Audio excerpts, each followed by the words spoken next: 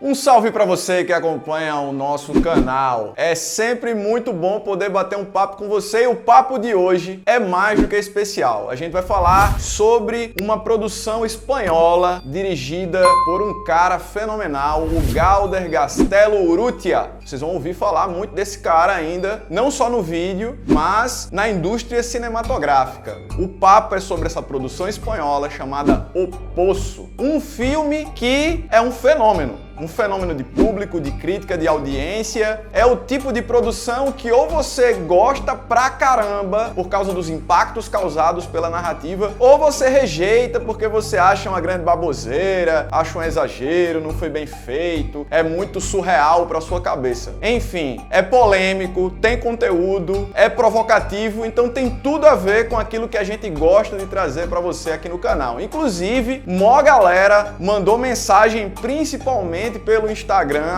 @professor Kraus, dizendo: professor, o senhor já assistiu o Poço? Assiste, dá uma sacada, queria saber sua opinião, faz um post. Aí eu fui e joguei a postagem. Inclusive aparece aqui na tela um resuminho aqui da postagem. E aí, se você não segue ou não conhece ainda o perfil do professor Kraus, a gente tá lá no Instagram também. E logo depois da postagem, aí vieram uma série de perguntas e sugestões de, enfim, professor, merece um vídeo no canal. E é por isso que nós estamos aqui. Solta a vinheta.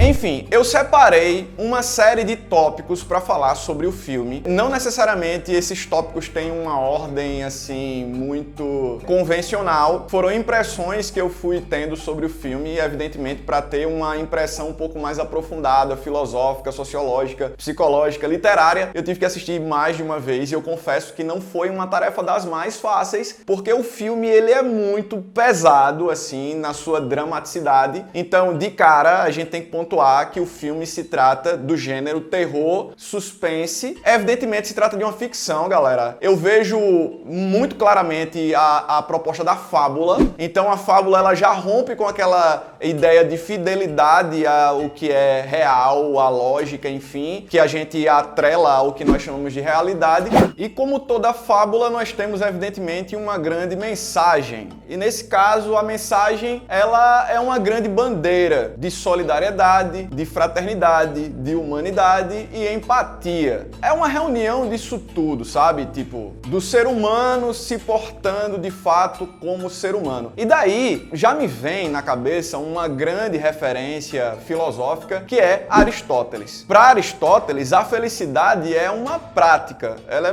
vai muito além do que um estado, é a prática do bem. E para Aristóteles é fundamental que haja um princípio que deva ser respeitado acima de tudo, o bem comum. Essa é a verdadeira virtude. Antes da gente continuar esse papo, é importante dizer que ele tá repleto de spoilers, principalmente daqui pra frente, certo? Então, caso você não tenha assistido o filme e queira levar aí essa enxurrada de spoilers, beleza. Caso contrário, eu recomendo que assista o filme primeiro para depois retornar aqui pra gente continuar esse papo. Então, vamos lá. Esse filme, que se configura como uma grande fábula, dialoga diretamente com uma das principais obras da literatura mundial e que tem um link muito forte com a Espanha, que é Don Quixote. E o próprio protagonista, o Goren, ele lembra muito o Don Quixote. Assim, não apenas o perfil da personalidade, mas fisicamente. E o primeiro contato que a gente vê marcante com um outro personagem que o Goren vai ter é com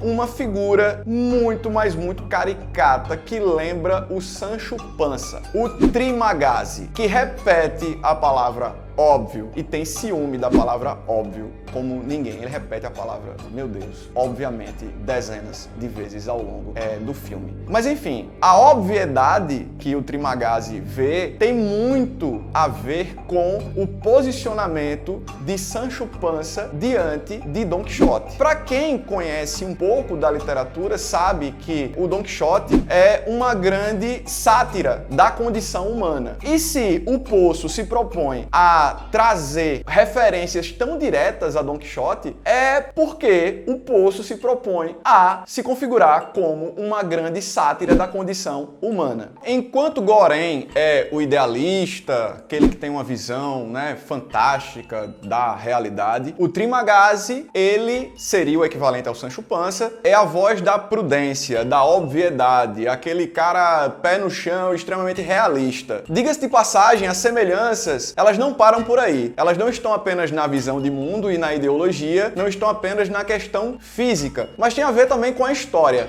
O Sancho Panza, na literatura, ele não segue aquela aventura por vontade própria, ele vai muito mais por necessidade. Da mesma forma que Trimagazzi está ali na prisão, que é o Poço, por uma necessidade e não por vontade própria. Na verdade, ele cometeu um crime, né? Enfim. E no caso do Gorén, assim como o Don Quixote, eles acabam entrando nessa aventura fabulosa voluntariamente. No caso do Gorén, a priori, ele estava pensando em parar de fumar. E, enfim, nós sabemos que quem entra ali no poço tem a possibilidade de levar um objeto, e o que chama também a atenção da gente é que o Gorén, ele leva um livro e o Trimagazzi, ele leva uma faca, que inclusive é meio que um pivô da sua permanência temporária ali no poço. Ao longo da narrativa do filme, sempre paira aquela dúvida sobre quantos andares aquela prisão ela possui. Curiosamente, se trata de um prédio cujo nível superior é o 0 e vai até o que seria o térreo no 333. Isso, de certa forma, mexe com a nossa percepção, porque nós não estamos acostumados com isso, mas aí a gente vê uma outra referência. Essa outra referência tem a ver com cristianismo, tem a ver com religião, tem a ver com Bíblia, tem a ver com Dante Alighieri e a Divina Comédia. Se a gente parar para analisar, o nível 0 é um nível primordial, porque é nele que nós encontramos um elemento que, de certa forma, prepondera dentro do filme, que é a comida. Lá no nível 0, nós temos um salão que lembra um ambiente celestial, onde as pessoas estão preparando um grande banquete e onde tem até música clássica. É um ambiente limpo, é um ambiente claro e que inspira muita paz. E é de lá onde essa comida ela vai passando de andar por andar. E esse 333, ele acaba virando 666, o número da besta, na medida em que a gente entende que se o nível 0 é uma referência ao céu e o 333 seria uma referência ao térreo ou ao inferno, esse meio de campo aqui, em cada andar, seria a terra. E aí nós encontramos 2 pessoas por andar e, enfim, se a gente fizer aí um exercício meio cabalístico, meio de apelando para numerologia, 2 pessoas por andar, 333, 666. E é justamente nessa convivência entre as pessoas que a gente encontra tormento, que a gente encontra angústia. Por quê? Porque nós temos pessoas que estão acima, as que estão abaixo e as que caem. É assim que nós encontramos, inclusive, uma referência muito marcante dentro do próprio filme. Existe um outro elemento que a gente pode relacionar e que faz parte até da cultura popular, que está no tarô, que é a roda da fortuna. A gente vai entender que a permanência das pessoas nos determinados andares não é estática. Depois de um período que é de um mês, um gás é liberado ali naquele ambiente e as pessoas elas mudam de lugar. É possível que elas vão para um andar inferior, mais inferior, ou um andar superior. E isso, de fato, é uma alusão às instabilidades da vida. É possível que, num determinado momento da vida, a gente esteja por cima e, em outro momento, a gente esteja por baixo. E isso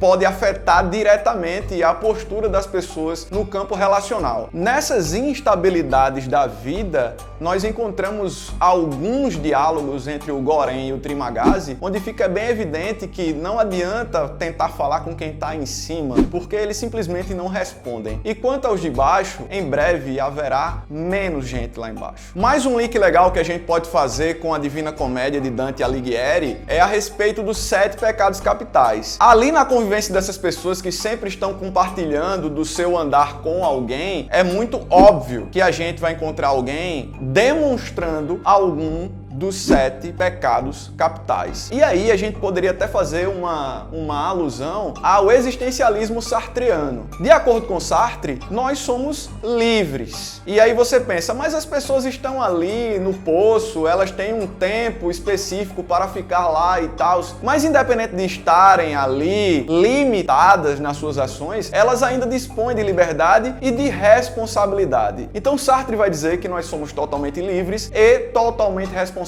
por aquilo que nós somos. E isso é um tormento para nós, mas não é maior do que o fato de que para Sartre o inferno são os outros. Lidar com a liberdade e com a responsabilidade gera angústia em nós. Mas, e o que dizer dessa relação com o outro que emerge como uma grande interrogação para nós? Então, não é fácil lidar com a existência. O que, de acordo com o filósofo, não é algo que vai fazer a vida perder a sua beleza. Diante de tantas dificuldades e angústias que o protagonista vai enfrentando ao longo do filme, nós percebemos que o seu idealismo, ele vai aflorando cada vez mais. Aquela sede, sabe, de praticar a justiça, de salvar os pobres, de certa forma atingir a redenção. Isso fica muito, mas muito evidente. E aí a gente vê mais um forte link entre o Don Quixote e o cristianismo. E aí entra em cena um outro personagem que é bastante marcante, que é o Baharat, que de certa forma ele personifica, né, essa visão mais espiritual, essa visão mais de busca pela salvação, pela redenção, como eu falei, e há uma aliança estabelecida entre o Goren e o Baharat nesse sentido. A grande bandeira levantada pelo filme, que é a da solidariedade espontânea, e aqui eu não necessariamente preciso citar todos os personagens do filme, mas você que assistiu o filme sabe que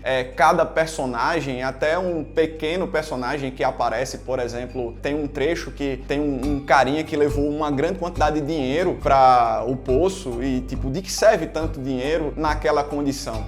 Cada personagem, do seu jeito, acaba colaborando com a dificuldade de se estabelecer essa solidariedade espontânea. E você deve ter percebido que para entrar no poço, cada um vai respondendo a um questionário. E você não responde apenas uma série de questões aleatórias e uma questão importante como o que você quer levar lá para dentro, mas você também é questionado sobre qual o seu prato preferido. E isso traz uma grande mensagem. Aquele grande banquete, ele traz, na verdade, os pratos preferidos dos prisioneiros. Se cada um se limitasse a comer o seu prato preferido, ou seja, se cada um comesse apenas o suficiente, todos aqueles problemas, eles provavelmente seriam sanados. Todos aqueles problemas, na verdade, nem existiriam. E aí muita gente olha para o filme e pensa que é uma crítica direta ao capitalismo. De acordo com o diretor, o filme não é simplesmente uma crítica à sociedade de classes, à desigualdade social ou exclusivamente ao sistema capitalista. E eu quero destacar algumas falas do diretor. Pega aí. A alusão às práticas capitalistas estão presentes até a metade da obra. Depois disso, nós também mostramos Goren e Baharat tentando fracionar os alimentos. Este é o momento em que eles tentam colocar o socialismo para funcionar. Mas como vocês puderam ver, as consequências de agir por este raciocínio acabaram matando metade das pessoas na plataforma. Com isso, percebemos que, de fato, a principal ideia do filme é apontar as falhas de nossas ideologias econômicas e políticas. No final, o problema só aumenta quando eles tentam obrigar todos a colaborar. Ele até consegue atingir seu objetivo final, chegando ao andar mais baixo do poço, com a menina e a panacota, mas não muda o pensamento de ninguém com isso.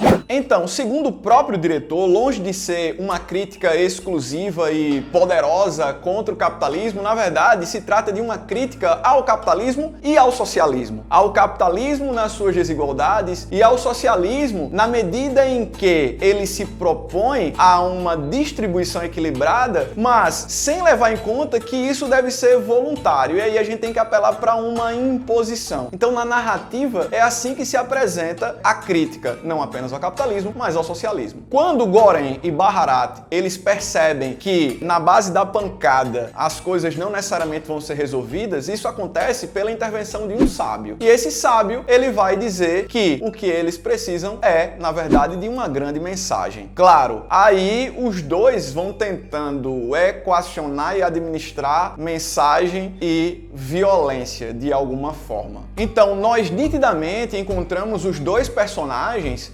buscando essa redenção. Ao longo do filme, nós sabemos que tem uma mulher enigmática, a Miharu, que ela está procurando supostamente por uma criança. E muita gente defende que ela está procurando a criança e algumas pessoas argumentam que essa criança não existe, até que os nossos dois bravos aventureiros, eles encontram com a criança. E a ideia é que a mensagem fosse a panacota, né? Que esse prato, ele fosse até o final para que quando a plataforma levasse de volta os restos ali, na verdade os cacos e o lixo, né, lá para cima pro nível 0, que ao perceberem, né, que um prato voltou intacto, que aquilo servisse como uma mensagem. Mas aí eles encontram a criança lá no final, no andar 333, e eles decidem compartilhar aquela comida com a criança e botam na cabeça que a criança é a mensagem. E isso desencadeia uma série de questões nas pessoas, a internet, uma série de teorias, mas o diretor recentemente falou o seguinte sobre o final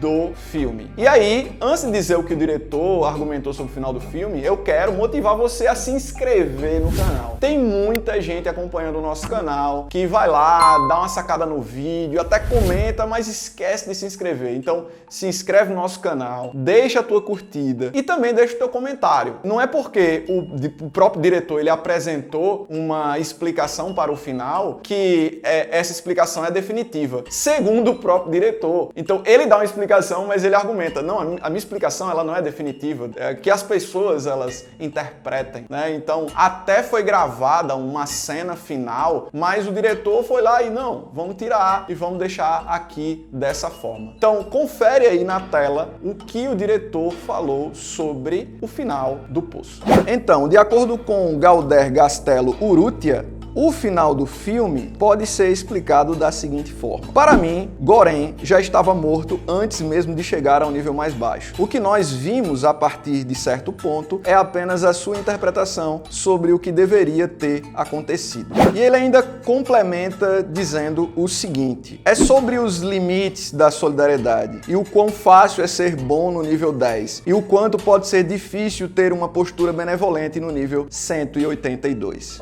Então, de acordo com o próprio diretor, aquele final, aquele processo de sangue, violência e convalescência que acontece com o Baharati e com o próprio Goren, aquilo tudo não passa de uma projeção do que estava na consciência e no coração do próprio protagonista. Na verdade, aquilo seria uma visão de suas mais puras intenções solidárias e humanas. Mas, evidentemente, como o próprio diretor diz e sugere, que cada um de nós possa fazer um exercício de interpretação e de reflexão sobre essas mensagens, que não são poucas, as mensagens deixadas pelo filme. Enfim, eu procurei trazer aqui alguns insights que eu tive ao longo do filme, que eu fui anotando, que eu fui colocando no bloco de notas, no celular, para poder compartilhar com você. E eu espero que você continue acompanhando o nosso conteúdo. Aqui a gente fala de filosofia, de sociologia, psicologia, cotidiano, cultura